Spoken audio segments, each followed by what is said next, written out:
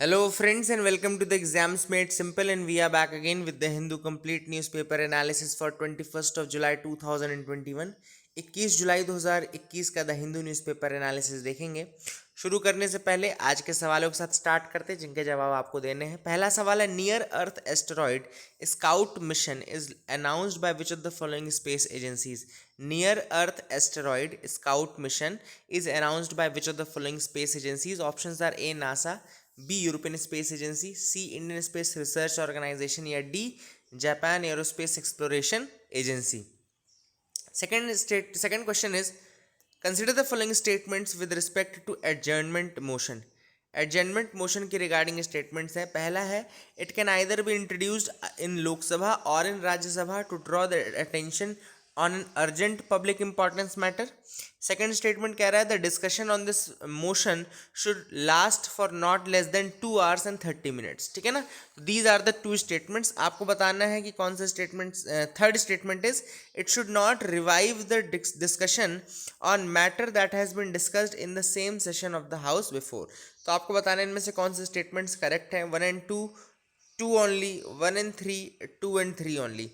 So these are the this is the question number 2. Question number 3 is, with respect to Pegasus sometimes seen in news recently, consider the following statements। आपको बताना है Pegasus के regarding statements हैं। पहला statement कह रहा है, it is a spyware that infects devices and spies on the victims by transferring data to a master server or in an unauthorized manner। Second statement कह रहा है, it was built and marketed by the Israel based NSO group। तो आप बताना है कौन से statements correct है, 1 only, 2 only, both या none। These are the 3 questions for you today। Please do try to answer these questions in the comment section below। कोशिश करिएगा कि आप आंसर कर सकें। इजी क्वेश्चन है, बहुत ज़्यादा टफ क्वेश्चन नहीं है। पहला क्वेश्चन आपने ज़रूर नहीं सुना होगा तो मैं आपको इसका आंसर बता देता हूँ। इसका आंसर है ए, नासा। नासा ने किया है। I will tell you in the news also. मैंने न्यूज़ आज निकाली है इसकी, near earth asteroid scout mission की। I will tell you that. आते हैं mains question of the day की तरफ। तो आज का mains question of the day है, India needs surveillance reforms so as to protect the liberty and privacy of the citizens. Comment. India को ज़रूरत है सर्विलांस रिफॉर्म्स की अगर ये चाहता है कि इंडिया के जो सिटीजन्स उनकी लिबर्टी और प्राइवेसी जो है प्रोटेक्टेड रहे। आपको कमेंट करना है। तो India needs surveillance reforms so as to protect the liberty and privacy of the citizens. आपको बताना है कि क्या सही है क्या गलत है, कितना सर्विलेंस हो रहा है, कहाँ एक्सेस हो रही है, कितना सर्विलेंस नहीं होना चाहिए, कहाँ पे क्या रिफॉर्म्स की ज़रूरत है। तो प्लीज़ कमेंट ऑन दैट। ठीक है ना। मूव करते हैं न्यूज़ एनालिसिस पार्ट में। तो पहली जो न्यूज़ आज हम डिस्कस करेंगे वो है कॉन्जुगल राइट्स की। तो सुप्रीम कोर्ट में भी एक केस गया है कॉन्जुगल राइट्स का। देखो होता क्या है, हिंदू मैरिज एक्ट 1955 है जो कि मैरिज को मेंटेन करती है। इंडिया में जो हिंदू मैरिजेस होते हैं उनको मेंटेन करने का काम करती है हिंदू मैरिज एक्ट 1955।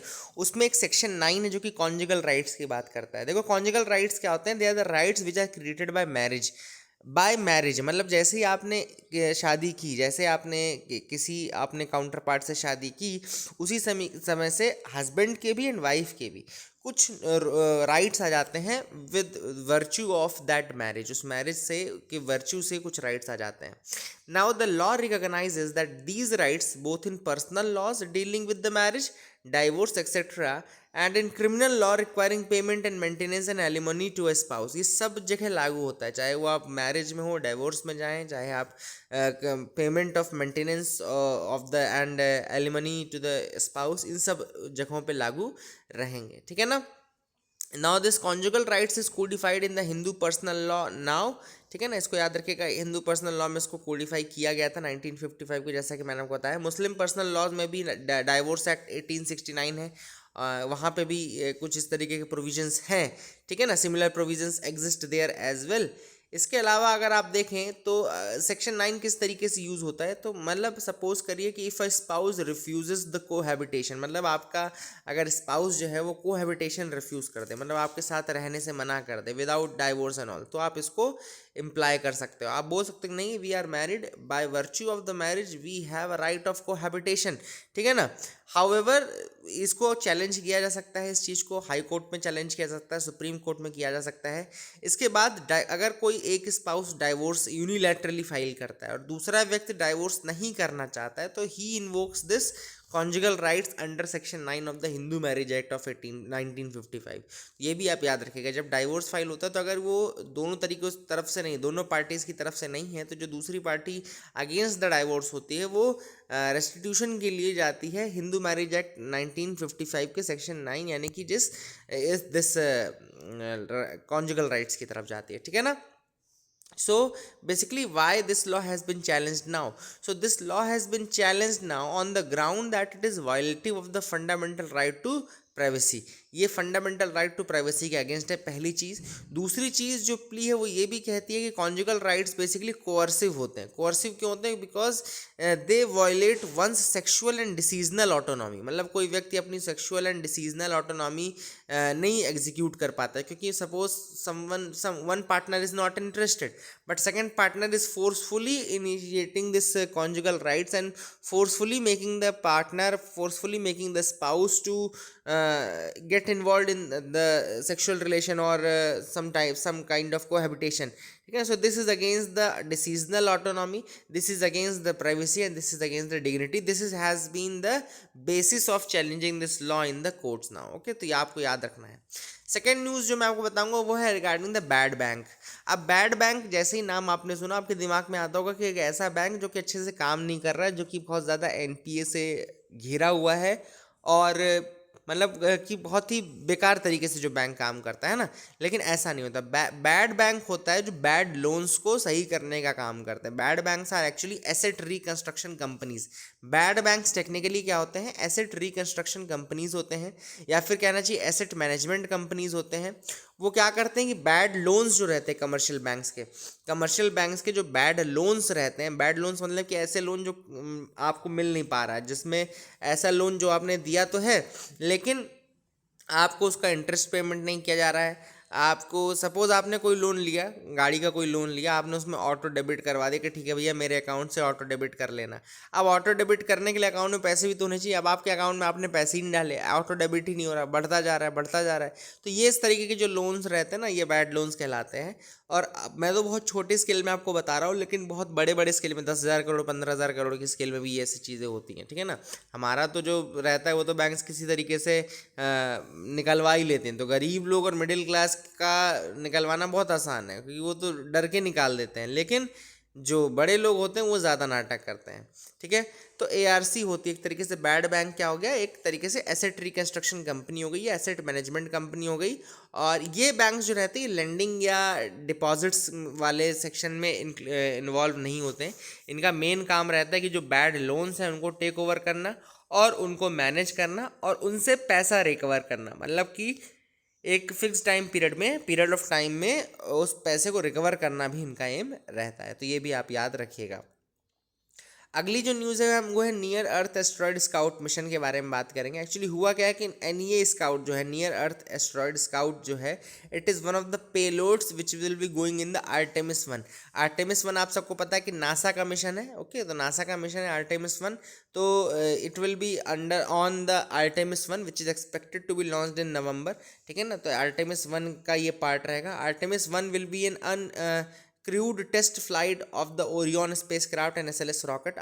Artemis 1 क्या रहेगा? It will be an uncrewed test flight of the Orion spacecraft and SLS rocket. Under Artemis program, NASA has aimed to land the first women on the moon in 2024 and also establish sustainable lunar exploration program by 2030। तो Artemis 1 के अंदर ही, Artemis programme के अंदर ही, Artemis पूरा programme है, Artemis 1 नहीं, Artemis 1 तो उसका पार्ट है, आर्टेमिस 1 आर्टेमिस 2 ऐसे तरह के। लेकिन ओवरऑल जो आर्टेमिस प्रोग्राम है उसके अंतर्गत नासा ने ये डिसाइड किया कि first woman and next man जो बोलते हैं, first woman and next man on the moon in 2024 and also establish a sustainable lunar exploration programme by 2030।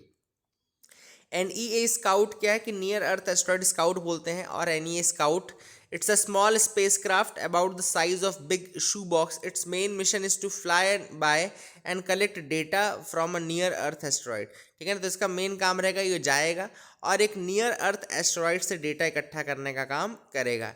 It will also be America's first interplanetary mission using special solar sail propulsion.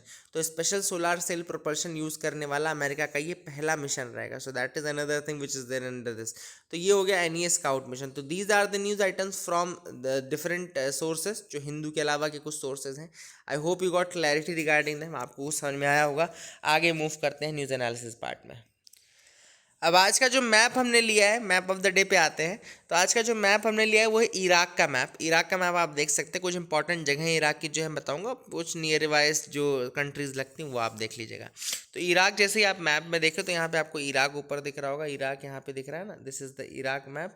And फिर आपको आसपास की countries दिख रही हैं, जैसे नीचे आपको आपको कुवैत दिख रहा होगा, यहाँ पे सऊदी अरेबिया दिख रहा है। ठीक है ना, this is the part which is there. इसके अलावा ऊपर आपको ईरान बॉर्डर टच करता है ईरान का, तो ईरान आपको दिख रहा होगा। ठीक है ना, कुछ ऊपर एक और पार्ट है जैसे टर्की का पार्ट टच करता है, टर्की आपको दिख रहा होगा। सीरिया का पार्ट है, सीरिया यहाँ पे दिख रहा है, देखो सीरिया दिख रहा है ना, और दैट इज़ अगेन इम्पॉर्टेंट, इसको याद रखिएगा। एंड जॉर्डन का पार्ट यहाँ पे, जॉर्डन का पार्ट। ठीक है, अब देखते हैं यहाँ पे कुछ इंपॉर्टेंट फिजिकल फीचर्स जो मेन मैं आपको बताना चाहता हूँ। फिजिकल फीचर्स जो मेन है, पहला है देखो ज़ैग्रोस माउंटेन्स, ये याद जरूर रखना। ज़ैग्रोस माउंटेन्स, अगर आपसे कोई पूछता है ज़ैग्रोस माउंटेन्स कहाँ पर है, तो ये आपको याद रखना इराक वाले पार्ट में है। ठीक है ना। फिर अब देखो कुछ दो इम्पॉर्टेंट रिवर्स हैं, इराक में भी है और ईरान में भी जाती है ये रिवर्स, इराक ईरान दोनों को ही इम्पॉर्टेंट लाइफ लाइन बनाती हैं। और ये देखो यहाँ पे जैसे ये है टाइग्रिस रिवर, इराक से निकलते बिल्कुल यहाँ पे आपको याद रखना है, ये रिवर का नाम याद रखना है। ये यहाँ से निकलते को ये जा रही है ना, ये टाइग्रिस रिवर जा रही है। एंड यहाँ पर एक रिवर है देखो यूफ्रेट्स रिवर, देखो ये भी यूफ्रेट्स रिवर है। ठीक है, तो ये दोनों याद रखेगा, टाइग्रिस एंड यूफ्रेट्स याद रखेगा। जो यहाँ पे भी है देखो टाइग्रिस एंड यूफ्रेट्स, यहाँ पे भी है। फिर फाइनली यहाँ पे देखो पर्शियन गल्फ वाले रीजन में जा रही हैं, है ना। तो टाइग्रिस एंड यूफ्रेट्स रिवर ज़रूर याद रखना। और कुछ इंपॉर्टेंट सिटीज़, इंपॉर्टेंट लोकेशंस जो इसके अंदर आता है, जिसका मोसुल, यूपीएससी ऑलरेडी मोसुल के ऊपर क्वेश्चन पूछ चुका है। किरकुक याद रखना, किरकुक भी इंपॉर्टेंट है, याद रखना। एंड फलूहा या भी फलूहा भी याद रखना, फलूहा याद रखना। ठीक है ना, तो मोसुल हो गया, किरकुक हो गया, फलूहा हो गया। और फिर तो यहाँ पे समारा ठीक है, इतना इम्पोर्टेंट नहीं है, लेकिन मोसुल, किरकुक और फलूहा ज़रूर याद रखना, ये तीन इम्पॉर्टेंट है यहाँ पे। और अल आमरा याद रखना, अल अमारा। और यूफ्रेट्स रिवर, टाइग्रिस रिवर मैंने आपको बता दिया, ज़ैग्रोस माउंटेन्स मैंने आपको बता दिए, अगल बगल की जो कंट्रीज़ थी वो बता दी। और यहाँ पे जो मोस्ट इंपॉर्टेंट पार्ट है मेसोपोटामिया सिविलाइजेशन, बहुत पहले बहुत एंशिएंट सिविलाइजेशन है मेसोपोटामिया, उसका देखो ये पार्ट यहाँ, ये भी पार्ट था हल्का सा, देखो ये पूरा मेसोपोटामिया वाले रीजन में रहता है। तो ये मेसोपोटामिया सिविलाइजेशन आप देख सकते हैं यहाँ पे। सीरियन डेजर्ट यहाँ पे नीचे है ही ऑलरेडी, यहाँ दिखता है आपको। पर्शियन गल्फ वाला पोर्शन देखो यहाँ पे है, लास्ट में लाई करता है जो पर्शियन गल्फ। एक इम्पॉर्टेंट चीज़ आपकी ज़रूर याद रखना कि जो इराक है और जॉर्डन है, ये दोनों मेडिटेरेनियन को टच नहीं करते हैं, क्योंकि जब भी मेडिटेरेनियन के ऊपर यूपीएससी क्वेश्चन पूछेगा या फिर मेडिटेरेनियन के बॉर्डरिंग कंट्रीज़ के बारे में यूपीएससी क्वेश्चन पूछेगा, तो वो ऑप्शन में इराक और जॉर्डन दोनों को ज़रूर रखता है, और इराक और जॉर्डन दोनों ही उसको टच नहीं करते हैं। तो ये आप अगर एक चीज़ याद रखें तो आप जो भी क्वेश्चन आएगा मेडिटेरेनियन के ऊपर वो आप इजीली सॉल्व कर पाएंगे, दैट इज़ माय गारंटी, है ना। तो आप ये चीज़ याद रखिएगा कि इराक एंड जॉर्डन जो है वो टच नहीं करते हैं। फिर आप पिछले किसी भी साल का मेडिटेरेनियन का क्वेश्चन देख लीजिए, यूपीएससी ने इराक एंड जॉर्डन ऑप्शन में ज़रूर दिया, तो एलिमिनेट करना बहुत आसान हो जाएगा आपके लिए। ठीक है ना, let's move ahead in the news analysis part. आगे भी कुछ और न्यूज़ आइटम्स देख लेते हैं। एक लिंगायत के ऊपर न्यूज़ आई है, तो मैं आपको जस्ट लिंगायत के बारे में बताता हूँ। जो टर्म लिंगायत यूज़ होता है, it is use to denote a person who wears a personal linga and iconic form of god Shiva. आप सबको पता है लिंग से ही लिंगायत बना हुआ है, तो ये शिवा की डिवोटीज़ होते हैं। ऑब्वियस सी बात है, लिंगायत जो होता है वो शिवा की डिवोटी होते हैं। एंड एक्चुअली में Lingayats are the followers of 12th century social reformer and philosopher poet Basaveshwara, जिसको बसावा भी कहते थे, बसवेश्वरा याद रखिएगा। लिंगायत्स किसके फॉलोअर हैं? 12th century social reformer poet, philosopher and poet, जिनका नाम था बसवेश्वरा या फिर बसावा। तो Basaveshwara was actually against the caste system and Vedic rituals, caste system के अगेंस्ट थे, वैदिक रिचुअल्स के अगेंस्ट थे। स्ट्रिक्टली मोनोथीस्ट होते हैं लोग, स्ट्रिक्टली मोनोथीस्ट, वन गॉड पे बिलीव रखते हैं। एंड शिवा को ही ये अल्टीमेट पावर मानते हैं, शिवा की ही वर्शिप करते हैं। यहाँ पे वर्ड लिंगा जो है एक्चुअली में it is not does not mean the ling established in temples, but actually it is the universal consciousness qualified by universal energy और शक्ति, ठीक है ना। तो it is universal consciousness qualified by universal energy और Shakti. And Lingayats have been classified as Hindu subcaste called Veer Shaiva Lingayat. तो वीर शैवा लिंगायत इनको बोला जाता है, हिंदू सबकास्ट में आते हैं। एक्चुअली बहुत ज़्यादा इनका बवाल भी चल रहा था, क्योंकि ये लोग चाहते थे कि इनको डिफरेंट एक कास्ट के रूप में माना जाए, लेकिन ऐसा नहीं हुआ। तो मतलब इसको डिनाई कर दिया गया और इनको हिंदू सबकास्ट के रूप में ही अभी फॉलो किया जाता है, ठीक है। तो that is the thing which you should understand. आगे मूव करते हैं, देखते हैं और क्या इंपॉर्टेंट न्यूज़ आइटम्स हैं जिनको डिस्कस करना है। तो यहाँ पे एक न्यूज़ है, water harvesting structures to be studied in Rajasthan. अब राजस्थान क्या करेगा, it will study the water harvesting structures and what has been their roles in increasing the groundwater level. तो ग्राउंड वाटर लेवल को बढ़ाने में वाटर रेन हार्वेस्टिंग स्ट्रक्चर्स का क्या महत्व रहा है। कुछ नाम दिए हैं, नाम आप लोग लिख लीजिएगा, जैसे कि पॉन्ड्स हो गए, अनिकट्स हो गए, anicuts, these are all water harvesting structures. तो कई बार यूपीएससी ऐसा पूछ लेगा ना कि which of the following are the water harvesting structures, या फिर अनिकट्स, केवल आपको अनिकट्स दे दिया, anicuts are what water harvesting structures, ये वो फलाना ढिमकाना है ना। तो याद रखिए अनिकट्स नाम याद रखिएगा। जोहड़, जोहड़ एक नाम, एक टर्म याद रखिएगा, johad. These are the water harvesting, johads are the water harvesting nadis, johads, check dams and anicuts, these are the names which are there water harvesting structures के अंतर्गत। बहुत होते हैं वैसे, लेकिन ये राजस्थान में स्टडी इन लोग इनकी चलेगी। आई hope you got clarity and इसको याद रखिएगा। These are the things। Editorial पे आते हैं। आज का एडिटोरियल जो हम डिस्कस करने वाले हैं वो है Pegasus is India's Watergate movement. अब वाटरगेट मूवमेंट किस तरीके से पेगासस बन गया है, उससे पहले हमको वाटरगेट स्कैंडल के बारे में जानना पड़ेगा। Let me tell you about the Watergate scandal. हुआ क्या था एक्चुअली में कि 1972 17 जून 1972 को क्या हुआ था कि वाटरगेट स्कैंडल की शुरुआत हुई थी। कुछ बर्गलर्स थे, 5 लोग थे, 5 बर्गलर्स थे, जो कि डेमोक्रेटिक नेशनल कमेटी का ऑफिस है कहाँ पे, वाटरगेट कॉम्प्लेक्स में, जो कि वाशिंगटन डीसी में है। वाशिंगटन डीसी के वाटरगेट कॉम्प्लेक्स में डेमोक्रेटिक नेशनल कमेटी का ऑफिस था, जहाँ पे 5 बर्गलर्स एंट्री कर गए थे। और ये ऑर्डिनरी रॉबरी नहीं थी। ये रॉबरी किसकी थी, ये रॉबरी थी associated with president Richard Nixon, जो कि इलेक्शन री इलेक्शन होने वाला था, और इलेक्शन के उसके रिगार्डिंग उन्होंने डॉक्यूमेंट स्टील करवाए थे, wire tapping phone, stealing the documents and all. And ये फर्स्ट टाइम था कि किसी अमेरिकन प्रेसिडेंट को इस तरह से रिजाइन करना पड़ा था। And Richard Nixon resigned in 1974 regarding this event. Watergate scandal काफ़ी बड़ा स्कैंडल था, एक तरीके से स्नूपिंग का स्कैंडल था। डेटा किस तरीके से चोरी हो रही है, तब फिजिकल फॉर्म में होती थी, वायर टैपिंग होती थी, डॉक्यूमेंट्स इस तरीके से बर्गलरी के फॉर्म में चोरी करवाए जाते थे। तो Richard Nixon was in that case he resigned, and Richard Nixon became the president who had to resign from the office. अगस्त 9 1974 को उनको रिजाइन करना पड़ा। तो दिस वाज द वाटरगेट। और वही चीज़ पेगासस कर रहा है। पेगासस इसको थोड़ा टेक्नोलॉजिकल एडवांस्ड वे में कर रहा है ना, कि एंट्री कर जाता है, फिर वहाँ से आपका डेटा चोरी होता है, आपका जो भी कॉल लॉग्स हैं, जितनी भी डिटेल्स हैं, उनको सेंड कर देता है ना। तो इस तरीके से वो भी काम वही हो रहा है। तो ऐसे में ऑथर क्या कहता है कि जब वाटरगेट स्कैंडल हुआ था तो काफ़ी सारे रिफॉर्म्स हुए थे अमेरिका में। एंड यहाँ पे पेगासस को देखते हुए और गवर्नमेंट की जो सर्वेलेंस की पावर्स है उनको देखते हुए एक बहुत ज़रूरी चीज़ जो दिमाग में आ रही है वो ये आ रही है कि इंडिया में भी सर्वेलेंस रिफॉर्म्स की ज़रूरत है। This is what the author says. Author कह रहा है कि देखो, सर्वेलेंस क्या बिल्कुल हटा देना चाहिए? नहीं। ऑथर कहता है सर्वेलेंस उसी तरीके से होना चाहिए जिस तरीके से खाने में नमक होता है। A small amount of salt is needed so as a small amount of surveillance is also needed. वो भी ज़रूरी है।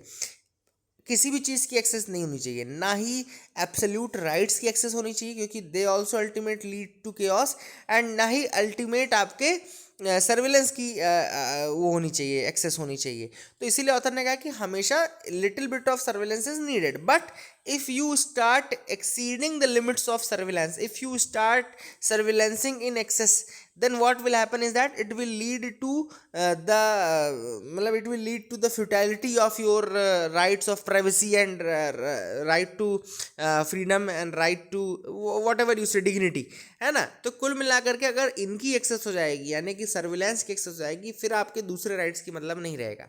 ऑथर ने यहाँ पे एक और चीज़ कहा कि सर्विलेंस की ज़रूरत वाकई में कई बार नेशनल इंटरेस्ट में पड़ती है, नेशनल इंटरेस्ट के लिए पड़ती है, बट अगर आपने एक्सेस में सर्विलांस किया तो फिर लोगों की प्राइवेसी और लोगों की लिबर्टी खतरे में पड़ जाएगी, एंड देन उस नेशनल इंटरेस्ट का भी कोई मतलब नहीं रह जाएगा। तो therefore this is a very thin line, बहुत ही फाइन लाइन है जिसमें हमको ट्रेवल करना है, एंड बहुत ही हमको अच्छे से इसको मेंटेन करने की ज़रूरत है।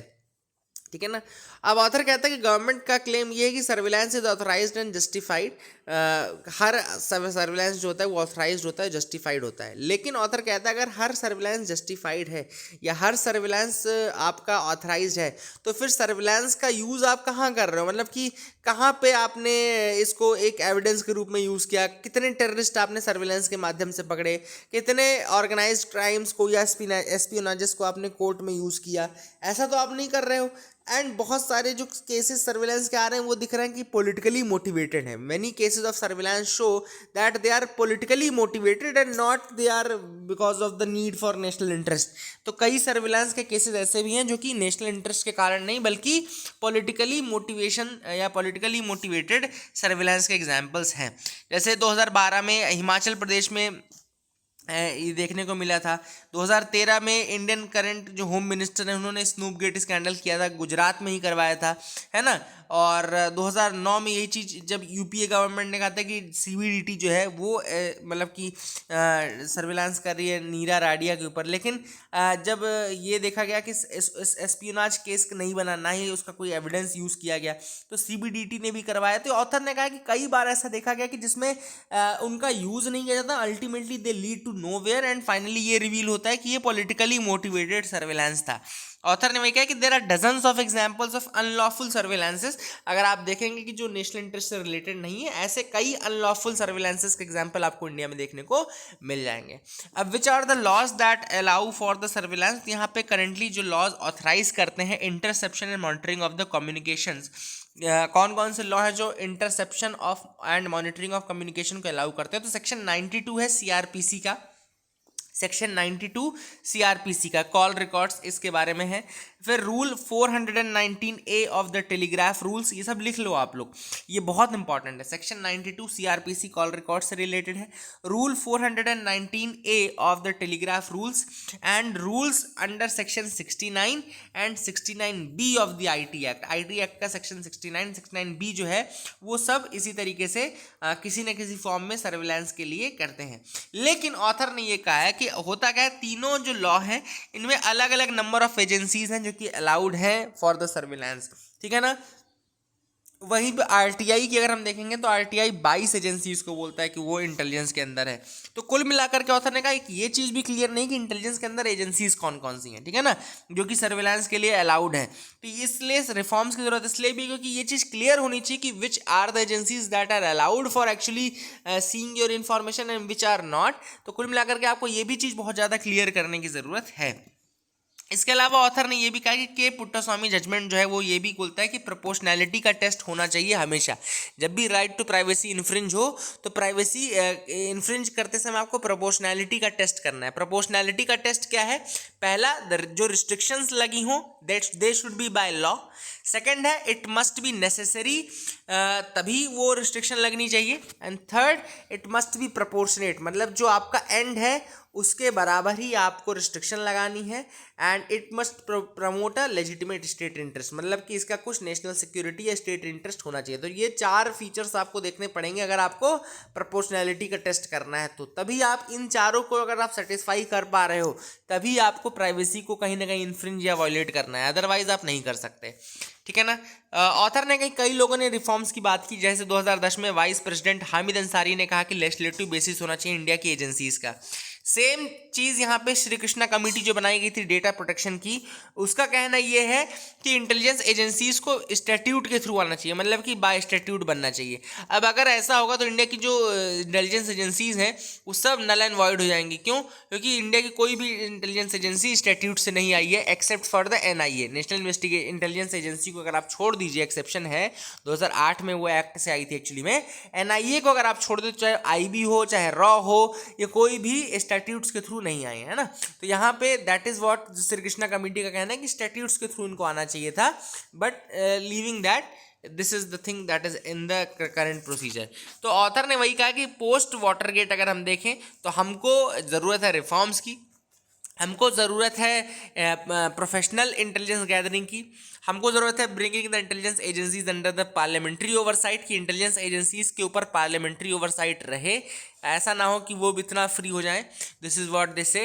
एंड हमको ज़रूरत है making them non partisan and ensuring the civil liberties and rule of law, है ना। तो ये सारी चीज़ें मेंटेन करते हुए हमको अगर इन सर्विलेंस करना भी है तो ये सब चीज़ें हमको मेंटेन करते हुए आगे बढ़ना है। आपके लिए सवाल ये है कि आप हमको मुझे बताएंगे कि पैट्रियट एक्ट क्या है, what is this patriot act, just read about it, read 2-3 lines about it, basic आपको पता चले पैट्रियट एक्ट, ठीक है, it has expired already, but आपको पैट्रियट एक्ट के बारे में बताना है मुझे, टू टेल मी, ये यूएसए से रिलेटेड है, दिस इज द क्वेश्चन।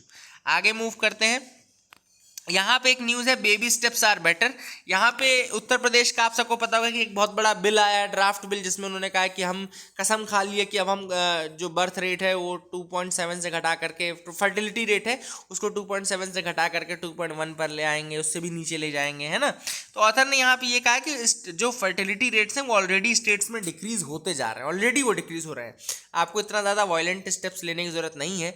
दूसरी चीज़, एक और चीज़ ये है कि यहाँ पे ऑलरेडी अगर हम देखें तो अगर ये देखें फीमेल के लिए जो एटीट्यूड रहता है लोगों का वो ऑलरेडी कम रहता है ना, क्योंकि अभी भी लोग इतने ज़्यादा सजग नहीं हुए, अभी भी लोग इतने पढ़े लिखे या ये नहीं हुए हैं कि वो इस चीज़ को हजम कर पाएँ। So what they are doing, actually में फर्टिलिटी रेट डिक्रीज हो रहा है, ऐसे में लोग अगर 2 चाइल्ड ही कर पा रहे हैं तो उनका ये टारगेट रहता है कि उनमें से एक तो एटलीस्ट लड़का रहे, है ना। तो ऐसे केसेस में ऑथर का ये कहना है कि अगर इस तरीके का बिल आता है, उत्तर प्रदेश जैसा बिल आता है 2 चाइल्ड पॉलिसी या 1 चाइल्ड पॉलिसी टाइप का, तो ऐसे में बहुत सारे एबॉर्शंस होने लगेंगे और बहुत सारे फीटिसाइड्स के केसेस आपको देखने को मिलेंगे, क्योंकि लोग फिर कोशिश करेंगे कि उनको मेल चाइल्ड मिले, है ना।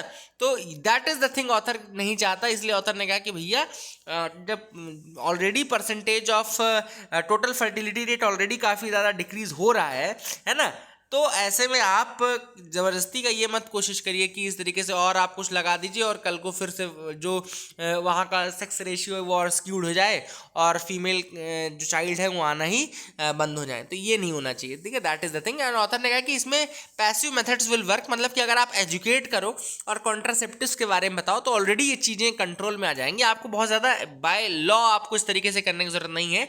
Already if you just start educating the people and if you start telling them about the contraceptive methods, then that will already help in that, ठीक है ना। तो this is what has been said in this article. I hope you got clarity regarding that. आगे move करते हैं, देखते हैं और क्या इंपॉर्टेंट न्यूज़ आइटम्स है जिनके बारे में हमको देखना है। अगली न्यूज़ देखते हैं, supreme court annuls part of cooperative amendment. अब एक्चुअली हुआ क्या, देखो मैं आपको बताता हूँ कि एक अभी रिसेंटली एक कोऑपरेटिव अमेंडमेंट इंट्रोड्यूस किया गया, आप सबको पता है, जिसमें कि स्टेट्स की जो पावर है ओवर द कोऑपरेटिव सोसाइटीज उसको रिड्यूस किया गया था, ठीक है ना। स्टेट्स की power on the cooperative societies उसको रिड्यूस किया गया था। अब ऐसे में जो स्टेट्स थे वो काफ़ी डरे हुए थे, क्योंकि ऑलरेडी मिनिस्ट्री ऑफ कोऑपरेशन बन चुकी है। मिनिस्ट्री ऑफ कोऑपरेशन आप सबको पता है अमित शाह के अंतर्गत है, और मिनिस्ट्री ऑफ कोऑपरेशन से काफ़ी स्टेट्स ये डरे हुए थे कि अब जो स्टेट्स का कंट्रोल है कोऑपरेटिव के ऊपर बिल्कुल हट जाएगा और एक तरीके से सेंट्रली रन हो जाएगी। एक्चुअली में अगर आप कोऑपरेटिव की हिस्ट्री देखें तो पार्ट 9B जो है, it was introduced in the constitution through the 97th amendment act of 2012 के 97th अमेंडमेंट एक्ट से इसको इंट्रोड्यूस किया गया था, part 9B, and this was in terms for running the cooperative societies, ठीक है ना। अब ऐसे में जो मेजॉरिटी जजमेंट आया है ऑथर्ड बाय जस्टिस नरीमन, ये जजमेंट आया है एंड कोर्ट्स ने कहा है कि कोऑपरेटिव सोसाइटीज़ जो हैं, कि जो कोऑपरेटिव्स हैं वो स्टेट्स के अंतर्गत आते हैं, एक्सक्लूसिव लेजिस्लेटिव पावर जो है वो स्टेट्स के अंतर्गत आती है। हालांकि उन्होंने जो मल्टी स्टेट कोऑपरेटिव्स है उस पर ज़रूर बोला है कि हाँ इसमें मल्टी स्टेट कोऑपरेटिव्स में आप बोल सकते हैं कि जो सेंट्रल है उसका कंट्रोल होना हो सकता है, लेकिन जो सिंगल स्टेट कोऑपरेटिव्स हैं they come under the direct jurisdiction of the state government. तो काफ़ी एक बड़ा जजमेंट है जो कि सुप्रीम कोर्ट ने दिया है regarding the cooperatives, and supreme court ने क्लियरली कह दिया कि सेंटर का मल्टी स्टेट कोऑपरेटिव्स में ज़रूर पावर है, लेकिन अगर आप सिंगल स्टेट कोऑपरेटिव्स की बात करें तो ये डोमेन है किसका, स्टेट गवर्नमेंट का। पार्ट 9B जिसमें आर्टिकल 243ZH आर्टिकल 243ZT तक है, they have significantly and substantially impacted state legislatures exclusive legislative powers over it's cooperative sector under entry 32 of the state list. तो आर्टिकल ये आपका जो स्टेट लिस्ट है यानी कि 7 7th शेड्यूल में स्टेट लिस्ट में एंट्री 32 है, वो कोऑपरेटिव की है. And Article 243ZI makes it clear that a state may only make law on its incorporation, regulation and winding up of a society subject to the provisions of Part 9B of the 97th Constitution Amendment. ये पहले हो गया था, लेकिन जो अब यहाँ पे सुप्रीम कोर्ट का जजमेंट है काफ़ी इंपॉर्टेंट जजमेंट है, और इसमें उन्होंने क्लियर कर दिया है कि जो कोऑपरेटिव्स हैं, सिंगल स्टेट कोऑपरेटिव्स रहेंगे, वहाँ पे पूरी तरीके से जो प्रोविजंस लागू होंगे वो स्टेट गवर्नमेंट के लागू होंगे. एंड यहाँ पे मल्टी स्टेट के केस में ज़रूर उन्होंने कहा है कि जो लेजिस्लेटिव पावर है वो सेंटर की भी आ जाती है. ठीक है ना. तो this is what has been said in this article. I hope you got clarity regarding that. अगली जो न्यूज़ है वो है centre seeks time to set ex gratia guidelines. यहाँ पे सेंटर ने कहा कि भाई हमको थोड़ा टाइम दो ताकि हम एक्स ग्राशिया के रिगार्डिंग टाइमलाइन गाइडलाइंस के रिगार्डिंग बना सकें. एक्स ग्राशिया क्या होता है, मैंने पहले भी आपको बताया था कि एक्स ग्राशिया पेमेंट जो है, अगर कोई मिस फॉर्चुनेट इवेंट हो जाता है, फॉर एग्जांपल जैसे पैंडेमिक हो गया या इस तरह से कोई डिजास्टर हो जाता है, तो ऐसे में गवर्नमेंट अगर बाय फेवर या बाय मतलब कि एक्स ग्राशिया अमाउंट जो देती है वो कोई कंपनसेटरी अमाउंट इस तरीके के बाय फोर्स नहीं देती है, मतलब कि बाय फोर्स कोई कंपनसेटरी अमाउंट नहीं देती है. हाँ, लेकिन अगर स्टेट को लगता है कि ये इवेंट ऐसा था कि अनफॉर्चुनेट इवेंट था और लोगों को देना चाहिए थोड़ा कंपनसेशन, तो it is by favour, it is the amount which is paid by the states. ठीक है ना. State it is amount which is paid by favour. तो that is the thing which you should understand. आपको ये जानने की ज़रूरत है. I hope you got clarity. आगे मूव करते हैं, देखते हैं और क्या इंपॉर्टेंट न्यूज़ आइटम्स हैं. So that is it for the day, friends. I hope no, 1 and 2 more are there. Jeff Bezos blast into space on own rocket. तो blue Origin में जेफ बेजोस जो हैं वो स्पेस में गए और 106 kilometre ऊपर तक गए. 106 किलोमीटर. इसके पहले आप सबको पता है रिचर्ड ब्रैंसन के बारे में बताया था. रिचर्ड ब्रैंसन वर्जिन गैलेक्टिक में गए थे. वर्जिन गैलेक्टिक में रिचर्ड ब्रैंसन गए थे. एंड नाउ यहाँ पे जेफ बेजोस सेकंड बिलियनियर बन गए हैं. एंड इस स्पेस जो ये फ्लाइट जो थी स्पेस फ्लाइट में, इसमें 82 ईयर ओल्ड पर्सन भी था, उनके ब्रदर भी थे, एंड 18 ईयर ओल्ड एक नीदरलैंड का 18 ईयर ओल्ड एडोलसेंट भी था. तो ये इतने लोग जो थे जेफ बेजोस के उसमें गए थे जो ब्लू ओरिजिन में था. And this was named New Shepard, named after the America's first astronaut. Blue Origin New Shepard rocket, Blue Origins का New Shepard rocket was there which was used. New Shepard आप जरूर याद रखिएगा. I hope you got clarity. New Shepard ये commercial है, actually ये commercial रहेगा. आगे इसका यूज कमर्शियल स्पेस टूरिज्म के लिए किया जाएगा, है ना. कमर्शियल है, स्पेस टूरिज्म के लिए इसका यूज़ किया जाएगा. आगे देखते हैं. Pedro Castillo declared Peru's next president. तो याद रखिएगा, leftist school teacher Pedro Castillo he was proclaimed Peru's president elect. याद रखिएगा, प्रेसिडेंट इलेक्ट कौन है? Pedro Castillo. So that is it for the day. I hope you like the video. Please do like and subscribe. Keep loving us, keep sharing us. Thank you and have a nice day.